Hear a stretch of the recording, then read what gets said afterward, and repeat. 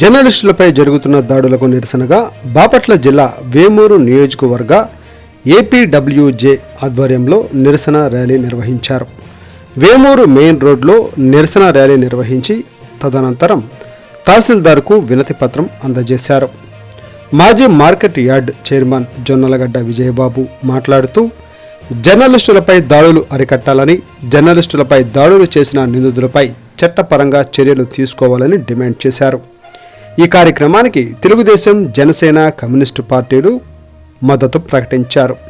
ఈ కార్యక్రమంలో టీడీపీ నేత మైనేని మురళీకృష్ణ, షేక్ అనీఫ్, జనసేన పార్టీ నేతలు ఓసా రాజేష్, సోమరౌతు అనురాధ, సిఐటియు నాయకులు అగస్టిన్, ఏపీడబ్ల్యూజే నాయకులు సుబ్బు, శ్రీనివాస్ మూర్తి, రవిబాబు, అరుణ్ కుమార్, కుంచే వెంకటేశ్వరరావు, దాసరి కిరణ్ బాబు, మణికుమార్, వేమూరు, కొల్లూరు, బట్టిప్రోలు మండలాల విలేకరులు పాల్గొన్నారు. మనందరికీ తెలిసిన విషయమే.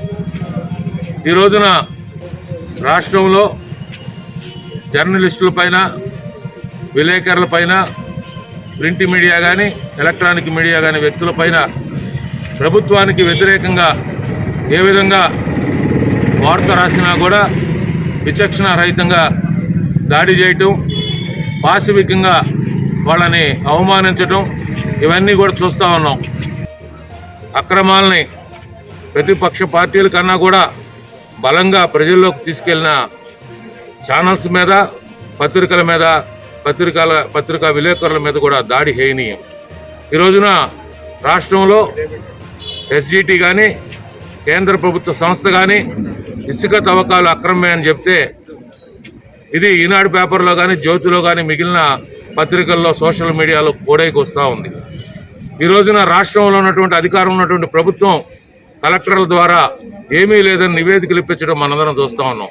ఇవాళ ఎస్జిటి నివేదిక ప్రకారం ఈ రోజున కేంద్ర ప్రభుత్వ దర్యాప్తు సంస్థ ఆంధ్రప్రదేశ్లో ఇసుక అక్రమాలు నిజమేనని చెప్పి తేల్చింది.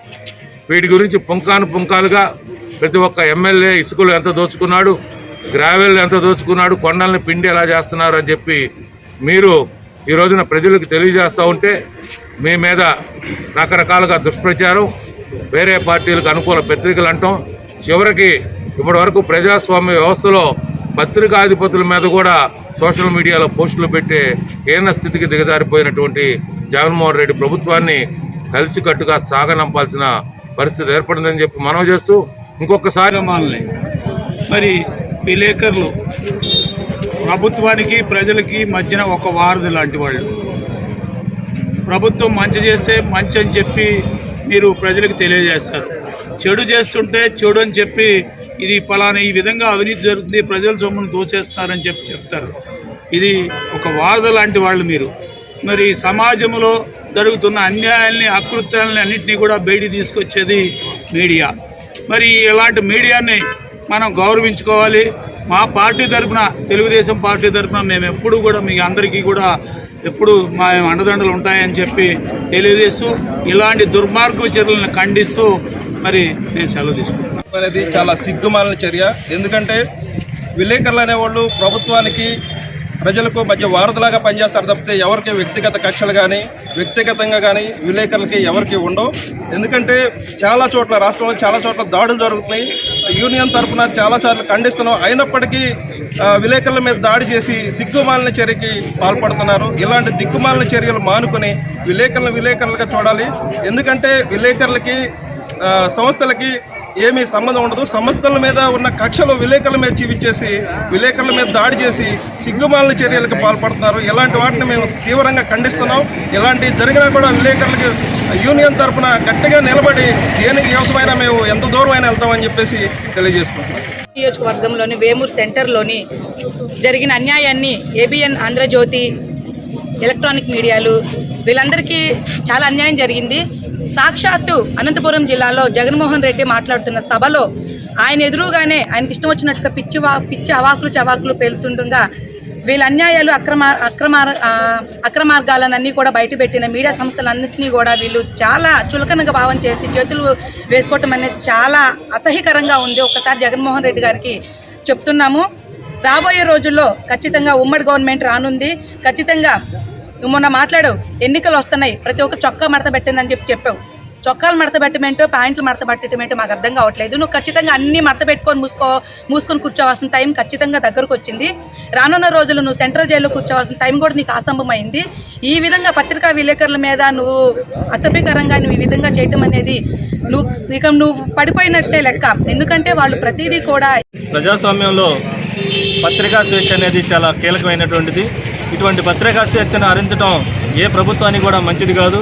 ఇప్పుడు ఒక ప్రభుత్వానికి వ్యతిరేకంగా ఏ చిన్న వార్త వచ్చినా కానీ తట్టుకోలేని పరిస్థితులు ఇప్పుడు ఉన్నటువంటి ప్రభుత్వాలు ఉన్నాయి. అందుకని ఆ రోజు రాష్ట్రంలో జరిగినటువంటి విలేకరుల మీద దాడి చాలా హేయమైంది. అది చాలా తీవ్రమైనటువంటి ఘటన. దాన్ని దుర్మార్గంగా ప్రభుత్వాలు అధినాయకులే ప్రోత్సహిస్తున్నారని చెప్పి నేను భావిస్తూ ఉన్నాను. అదేవిధంగా ఎందుకంటే చొక్కాలు మడత పెట్టమంటే వాళ్ళు కర్రలు తీసుకొని ఆ విలేకరుల మీద దారుణంగా చేయడం అనేది చాలా దుర్మార్గం విషయం. దీన్ని సిపిఎంగా మేము తీవ్రంగా ఖండిస్తూ ఉన్నాం. అదేవిధంగా ఇప్పుడు సాక్షి పేపర్లో సాక్షి విలేకరులు కూడా తెలుగుదేశం మీటింగ్లు అనేక ప్రతిపక్షాల మీటింగ్లో చాలాసార్లు ఖాళీ కూర్చోలోని అని చెప్పి చాలా వార్తలు రాశారు.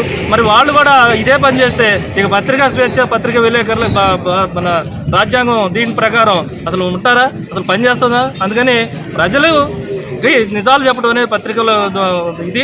అందుకని ఆ బాధ్యతని హరించడం అంటే సరైనటువంటిది కాదని చెప్పి వెంటనే దీంట్లో పోలీసు వారి పాత్ర కూడా ఉంది. పోలీసులు కూడా దాని మీద చర్యలు తీసుకుంటే రెండోసారి ఇంకొకడు ఈ పని చేయడానికి భయపడతారు. కానీ పోలీసుల పాత్రను కూడా దీంట్లో ఉంది కాబట్టి పోలీసులు కూడా ఇది సరైనది కాదు.